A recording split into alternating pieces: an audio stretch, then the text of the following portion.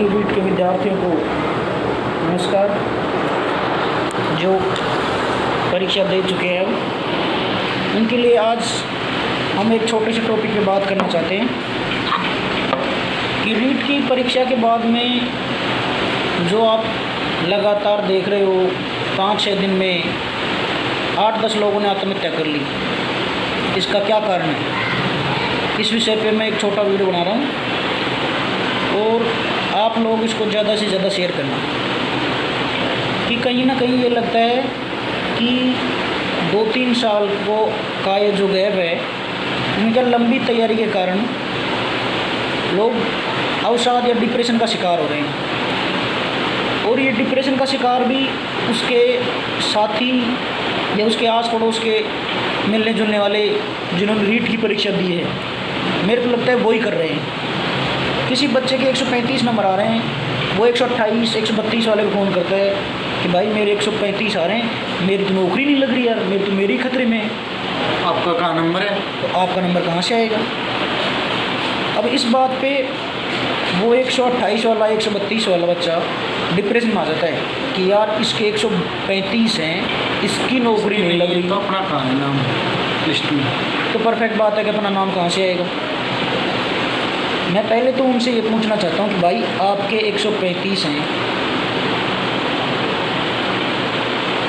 तो 128 वाले को फ़ोन करके क्यों बोल रहे हो कि मेरे 135 हैं और मेरा ही नंबर नहीं आ रहा, तो तेरा कहाँ से आएगा।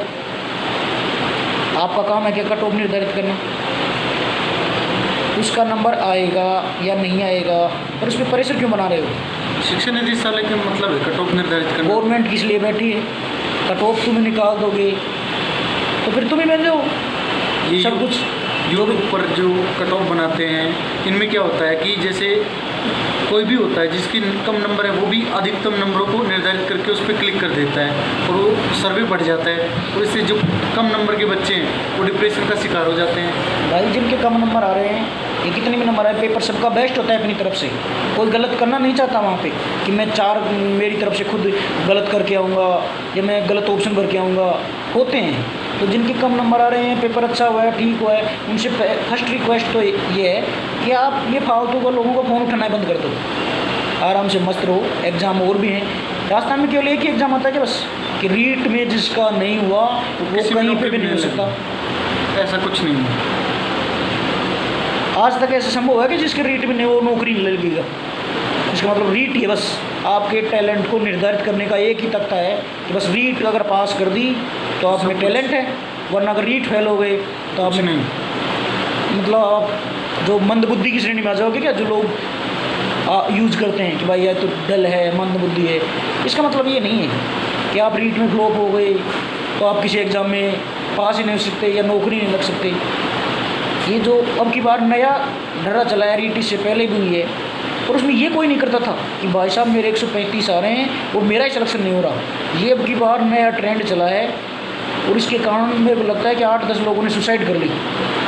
जोधपुर की एक लड़की थी, IAS की तैयारी कर रही थी, तो उसमें टैलेंट तो होगा ही, मेहनत कर रही है बंदी। बाकायदा सुसाइड नोट में उसने 35 बार ये लिखा है कि मेरा पेपर बहुत अच्छा हुआ है, मेरा पेपर बहुत अच्छा हुआ है।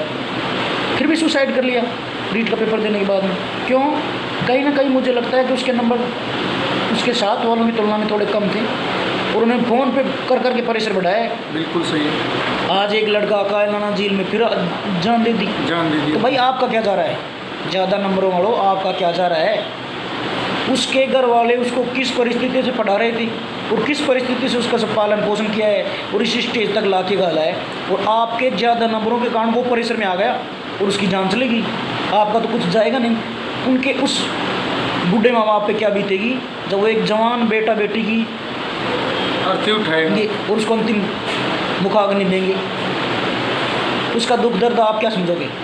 तो भाई रिक्वेस्ट है किसी पे प्रेशर ना बढ़ाएं, उनका मनोबल बढ़ाएं कि हो सकता है तेरा भी नंबर आ जाए, वेटिंग में अटक जाए। नहीं अटकेगा तो दूसरी तैयारी कर, यार मेरे नोट्स ले ली तो ये पढ़ सकता है। अगर आप में टैलेंट है तो सपोर्ट करो उसको, ना कि डिप्रेशन में लाओ।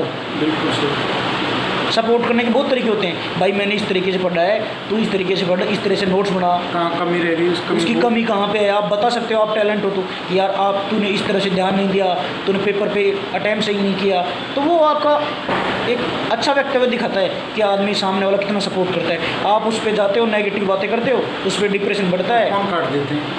तो बस सबसे बड़ी बात है कि अब की बार ये नया ट्रेंड चला है कि जो लड़का 6-7 महीने से अपने फ्रेंड सर्किल में और बात नहीं कर रहा, वो भी फ़ोन करके सिर्फ इतना पूछता है भाई तेरा पेपर कैसा हुआ, यार ठीक ठाक, यार मेरे तो 135 नंबर आ रहे हैं, 135 नंबर बता वो के फ़ोन काट देता है।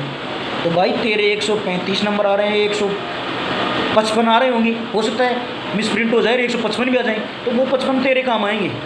किसी के 115 आ रहे हैं, किसी के 110 आ रहे हैं, कोई पास 90 नंबर भी आएंगे किसी की, तो वो उसके वो सर्टिफिकेट मिलेगा, उस पर उसका नाम आएगा, ना कि तेरा। अब भाई तेरे क्यों आई, तो परेशान मत बढ़ाओ प्लीज़।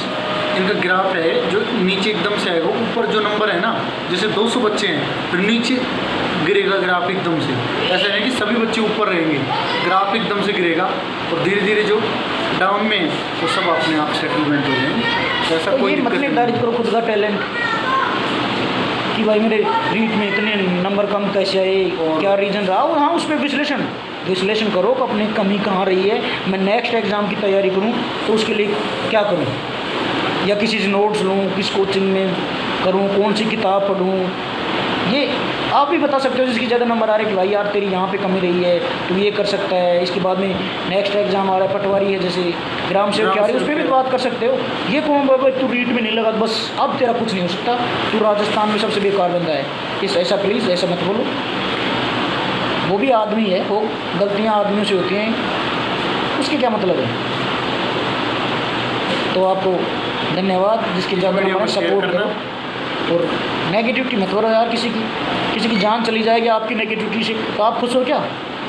आपके फ्रेंड सर्कल में भी किसी के कम नंबर आए होंगे, ऐसा तो नहीं कि 16 लाख में 16 लाख। और प्लीज़ इस वीडियो में परिवार वालों से भी एक निवेदन है कि वो भी बच्चे को ये ना बोले कि भाई तूने 3 साल ख़राब कर दी और तेरे रीट में 95 नंबर आ रहे हैं, 98, 110, तूने पैसे बर्बाद कर दिए। हो सकता है ये वो उसके लायक बना ही नहीं हो, उसके लिए बहुत अच्छी नौकरी इंतज़ार कर रही हो।